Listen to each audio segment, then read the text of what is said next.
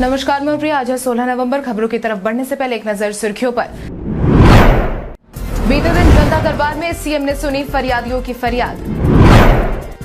बिहार के 1.89 करोड़ मनरेगा मजदूर परिवार का होगा बीमा। बिहार में बंद हो सकते हैं इतने निजी अस्पताल। बिहार के 11 जिलों में टीबी रोगियों की होगी पहचान। अब चले बढ़ते हैं बिहार की 25 बड़ी खबरों की ओर विस्तार से। जनता दरबार में सीएम ने सुनी फरियादियों की फरियाद। बीते दिन सीएम नीतीश ने एक बार फिर से अपना जनता दरबार लगाया था, जिसमें अलग अलग जिलों से आए फरियादियों की फरियाद उन्होंने सुनी और संबंधित अधिकारियों को जवाब तलब किया है। इसके अलावा सीएम नीतीश ने ग्रामीण विकास, ग्रामीण कार्य, खाद्य आपूर्ति, पंचायती राज समेत अन्य विभागों से जुड़ी शिकायतों पर सुनवाई की। इस दौरान गया से आए फरियादी की शिकायत पर सीएम नीतीश ने मुख्य सचिव को तलब किया और कहा कि यह तो कमाल है, तुरंत इस मामले को देखिए। वहीं गोपालगंज के एक युवक की फरियाद पर सीएम नीतीश को गुस्सा भी आया। आज बिहारी बर्थडे स्पेशल में हम बात करेंगे चित्रगुप्त की। चित्रगुप्त श्रीवास्तव का जन्म आज ही के दिन साल 1917 को बिहार के गोपालगंज जिले में हुआ था। चित्रगुप्त श्रीवास्तव, जिसे चित्रगुप्त के नाम से जाना जाता है, हिंदी सिनेमा और भोजपुरी सिनेमा में एक भारतीय फिल्म संगीत निर्देशक थे। वो उस समय अत्यधिक साक्षर थे और 2 विषयों में स्नातकोत्तर थे। उनके बेटे आनंद और मिलिंद श्रीवास्तव भी बॉलीवुड संगीत निर्देशक है। चित्रगुप्त ने 1946 से 1998 तक फैली 150 फिल्मों के लिए संगीत तैयार किया। उनमें से लोकप्रिय थे जबक, भाभी, ऊंचे लोग, आकाशदीप, वासना, औलाद, इंसाफ की मंजिल और काली टोपी, लाल रुमाल। 1962 में मीना कुमारी और सुनील दत्त अभिनीत मैं चुप रहूंगी की रिलीज के बाद वो एक घरेलू नाम बन गए थे। पूर्वांचल एक्सप्रेस वे पर बिहार की सियासत का रनवे हुआ तैयार। पूर्वांचल एक्सप्रेसवे पर फाइटर जेट उतरने के बाद उत्तर प्रदेश विधानसभा चुनाव की लड़ाई शुरू हो गई है, जिसमें अब कहीं न कहीं बिहार भी शामिल हो गया है, क्योंकि बिहार से दिल्ली का रास्ता अब इसी एक्सप्रेसवे से होकर जाता है।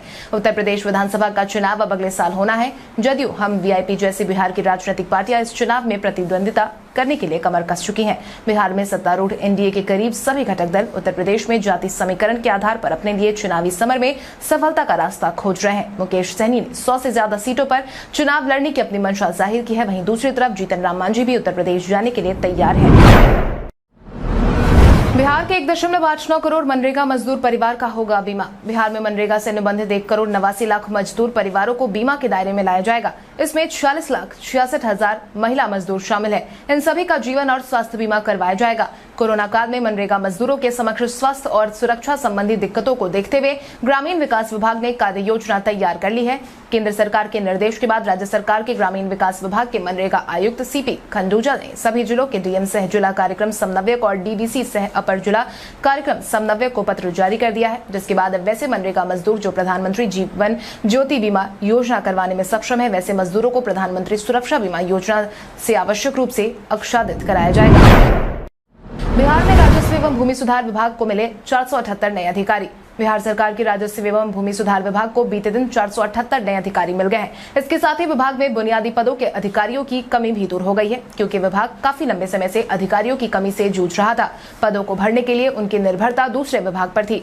ज्ञात हो, बिहार लोक सेवा आयोग की तरफ से आयोजित संयुक्त प्रतियोगिता परीक्षा के आधार पर विभाग को 566 राजस्व अधिकारी दिए गए थे। इनमें से 88 अधिकारियों की सेवा फिलहाल विभाग को नहीं मिल रही है, क्योंकि 44 ने अपने प्रमाण पत्र का सत्यापन नहीं किया है, जबकि 44 के प्रमाण पत्र अधूरे।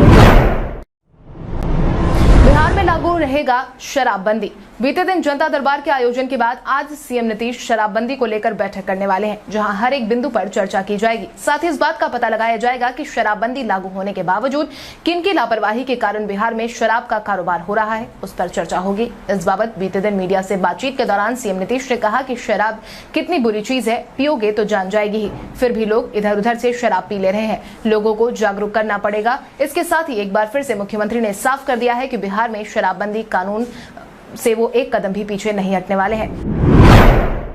बिहार में बारिश के आसार, फिर बढ़ेगी ठंड। बिहार में भले ही बरसात का प्रभाव कम हो गया हो, लेकिन अभी भी ठंड का प्रभाव उतना नहीं दिख रहा है।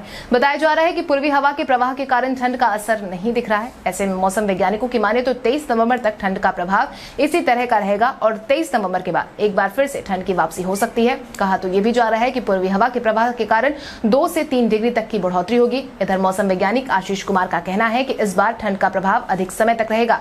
उन्होंने कहा है कि इसका सीधा असर मानसून से है। प्री और पोस्ट मानसून के दौरान औसत से अधिक बारिश हुई है। मानसून का असर ठंड पर दिखाई देगा, इसलिए इस बार ठंड का प्रभाव अधिक होने के आसार है। साथ ही लंबे समय तक रहने की भी बात कही जा रही है। बोगस वोटरों की होगी गिरफ्तारी। बिहार में पंचायत चुनाव जारी है और बीते दिन 7वें चरण का मतदान करवाया गया। पंचायत चुनाव के दौरान बोगस वोटरों को लेकर निर्वाचन आयोग लगातार एक्शन में है। आयोग ने पंचायत चुनाव में बायोमेट्रिक मशीन से मतदाताओं की पहचान करने का प्रयोग सफल होने के बाद अब राज्य निर्वाचन आयोग फर्जी वोटरों को लेकर सख्त हो गई है। इस बीच राज्य निर्वाचन आयोग ने सभी जिला निर्वाचन पदाधिकारियों को पत्र भेजकर बोगस वोटर्स को लेकर खास निर्देश जारी किया है। आयोग ने सभी जिलों से बोगस वोटरों की संख्या और उन पर हुई कार्रवाई को लेकर विस्तृत रिपोर्ट मांगी है। इससे पहले 4 चरणों में आयोग ने बायोमेट्रिक मशीन से सही पहचान नहीं होने के कारण वोट नहीं डाल पाने वाले वोटरों को केवल रिजेक्ट वोटर माना था। ज्ञात हो, बोगस वोटर पर भारतीय दंड संहिता की धारा 171D और 171F के तहत कार्रवाई का निर्देश दिया गया है। बीटीआर में होगी सीएम नीतीश की कैबिनेट बैठक। बिहार में पर्यटन को बढ़ावा देने के लिए बिहार सरकार अब तक कई काम कर चुकी है। वहीं अब पर्यटन को और ज्यादा प्रोत्साहित करने के लिए सीएम नीतीश खुद भी लगातार प्रयासरत है। इसके तहत ही अब बिहार कैबिनेट की बैठक 23 नवंबर को वाल्मीकि नगर में संभावित है। इसको लेकर वन विभाग बीटीआर से जुड़े तमाम जगहों को दुरुस्त करने में लगा है। हालांकि इसको लेकर सीएम नीतीश ने कुछ समय पहले ही घोषणा की थी कि वो जल्द वाल्मीकि नगर में बिहार कैबिनेट की बैठक करने वाले हैं। इसके पहले भी राजधानी पटना के अलावा अलग अलग जगहों पर मुख्यमंत्री कैबिनेट की बैठक कर चुके हैं। बीटीआर में कई महत्वपूर्ण पर्यटन सुविधाओं की शुरुआत भी मुख्यमंत्री कर सकते हैं। बीटीआर के डायरेक्टर हेमकांत रॉय ने ईटीवी भारत को बताया है कि मुख्यमंत्री वाल्मीकि नगर के अपने दौरे के दौरान कई महत्वपूर्ण परियोजनाओं की शुरुआत कर सकते हैं।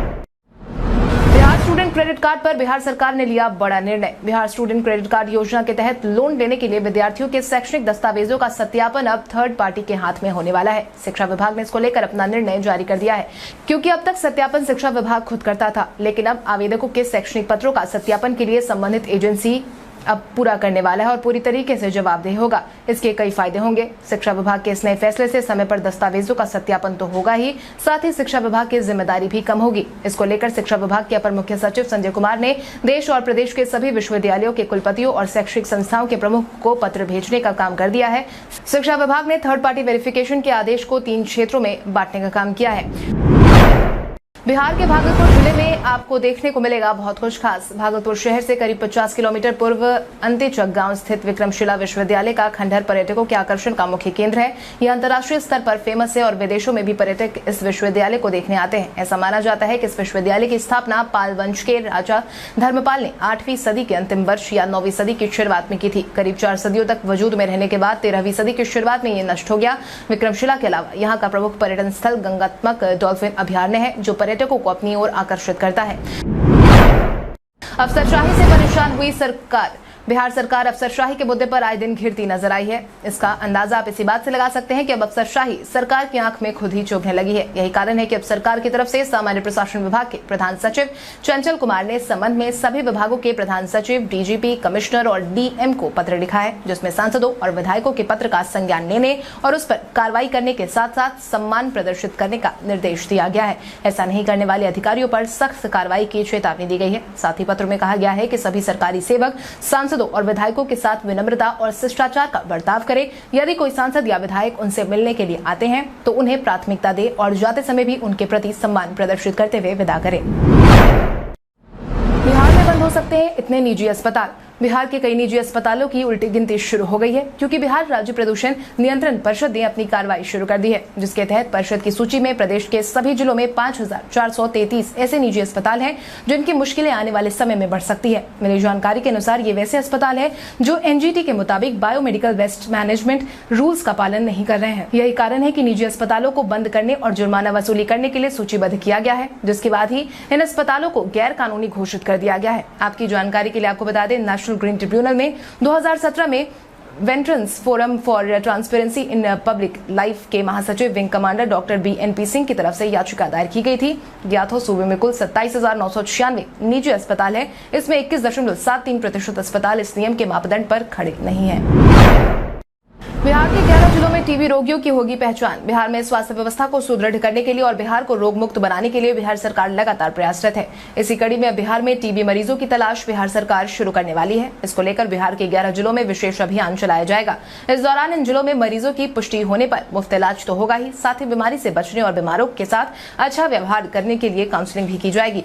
स्वास्थ्य विभाग ने केंद्र की गाइडलाइन के अनुरूप 2025 तक बिहार से टीबी को जड़ से समाप्त करने का लक्ष्य बनाया है। वहीं जिन जिलों में ये विशेष अभियान अभियान चलाया जाना है उसमें दरभंगा, मुजफ्फरपुर, मोतिहारी, सारण, पूर्णिया, सिवान, गोपालगंज, नालंदा, समस्तीपुर, भागलपुर और वैशाली का नाम शामिल है। जातीय आवास और आय प्रमाण पत्र लाने के लिए अब नहीं जाना होगा दफ्तर। बिहार में लोक सेवाओं के अधिकार कानून के तहत उपलब्ध सेवाओं को बिहार सरकार ने डिजिटली जोड़ने का काम किया है, जिसको लेकर सरकार की खूब सराहना हो रही है। सिर्फ बिहार ही नहीं बल्कि राष्ट्रीय स्तर पर भी लोग इस फैसले की खूब वाहवाही कर रहे हैं।